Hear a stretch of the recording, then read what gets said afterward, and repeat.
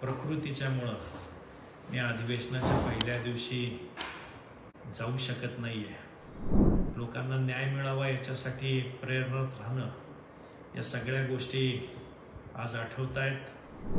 मनापासून मी अधिवेशन आणि विधिमंडळ आणि विधानसभा मिस करतोय. नमस्कार. आज आपल्याशी संवाद साधायचं कारण म्हणजे हा संवाद होतोय माझा नोबल हॉस्पिटलमधून.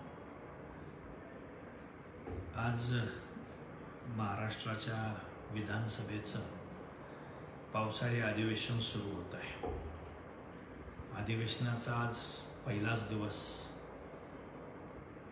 आणि या पहिल्या दिवशी 11 वाजता विधिमंडळ सुरू होईल, परंतु माझी प्रकृती बरी नसल्यामुळे गेले काही दिवस मी हॉस्पिटलमध्ये ॲडमिट आहे आणि माझ्यावरती उपचार चालू आहेत.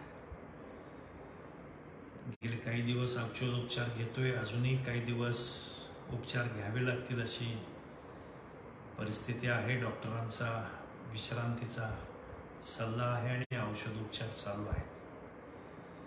पण आज खऱ्या अर्थानं उणीव जाणवते ती विधानसभेच्या पहिल्या दिवसाची, अधिवेशनाच्या पहिल्या दिवसाची. खरं तर आमदार झाल्यापासून प्रत्येक अधिवेशनाला मी सतत हजर होतो आणि मग त्या अधिवेशनामध्ये आपल्या मतदारसंघाचे, हडपसरमधील सगळ्या भागांचे प्रश्न मांडले. त्याचबरोबरीनं पुणे शहराचे असतील, पुणे जिल्ह्याचे असतील, हे प्रश्न मांडण्याला मी कायम प्राधान्य दिलं. जनहिताचे जे प्रश्न असतील ते अतिशय तळमळीने मांडले, त्याच्यावरती आवाज उठवला. चांगल्या पद्धतीनं संपूर्ण महाराष्ट्राचं लक्ष वेधण्यामध्ये मी यशस्वी झालो. तशा पद्धतीचं काम करत होतो. अगदी काही वेळा प्रचंड वाद घालण्याचेही प्रसंग त्या ठिकाणी आले, पण माझ्या मतदारांना, हडपसरमधील जनतेला न्याय मिळावा यासाठी मी सातत्यानं पुढाकार घेत राहिलो, भांडत राहिलो. मग विधानसभेतली भाषणं असोत, प्रश्नोत्तरं असोत, लक्षवेधी सूचना असोत, इतरही सगळ्या गोष्टी असोत, या सगळ्या माध्यमातून मी सतत कार्यरत राहण्याचा प्रयत्न केला आणि लोकहिताची कामं त्या ठिकाणी करण्याचा प्रयत्न केला. परंतु यावेळी मात्र थोडंसं प्रकृतीच्यामुळं मी अधिवेशनाच्या पहिल्या दिवशी जाऊ शकत नाही आहे. याचं मला निश्चित खंत वाटते.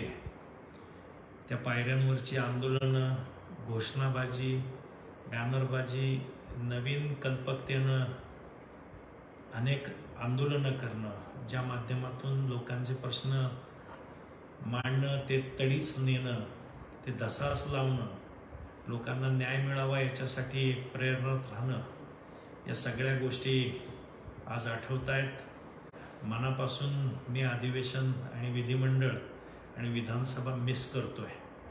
परंतु असं जरी असलं तरीसुद्धा निश्चितच पुढील काही दिवसात औषध उपचार घेऊन पूर्ण बरा होऊन पुन्हा एकदा आपले सर्वांचे प्रश्न मांडण्यासाठी मी विधिमंडळात उपस्थित राहील.